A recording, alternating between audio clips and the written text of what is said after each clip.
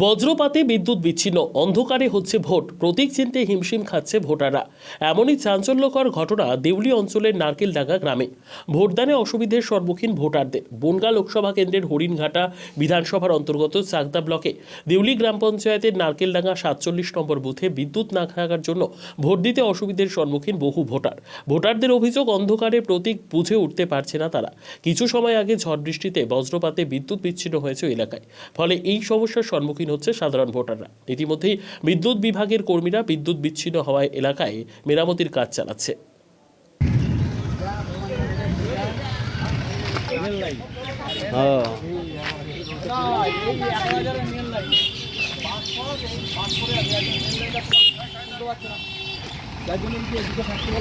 এখন বাসের ট্রান্সফর্মারটা সেরকম আছে জানি না।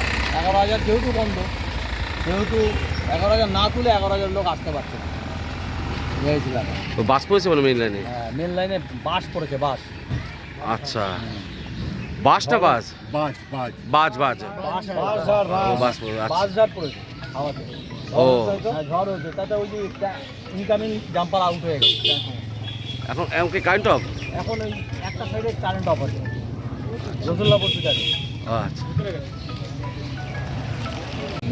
এখানে বাজ পড়েছে মনে হচ্ছে ইলেকট্রিকের এতে ট্রান্সফর্মার, সেই জন্য ভোট এখন বন্ধ আছে। চার্জারের মাধ্যমে আমরা চালানোর চেষ্টা করছি।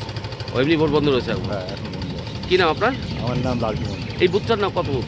এটা 47 47। কোন অঞ্চল? দেউলি অঞ্চল।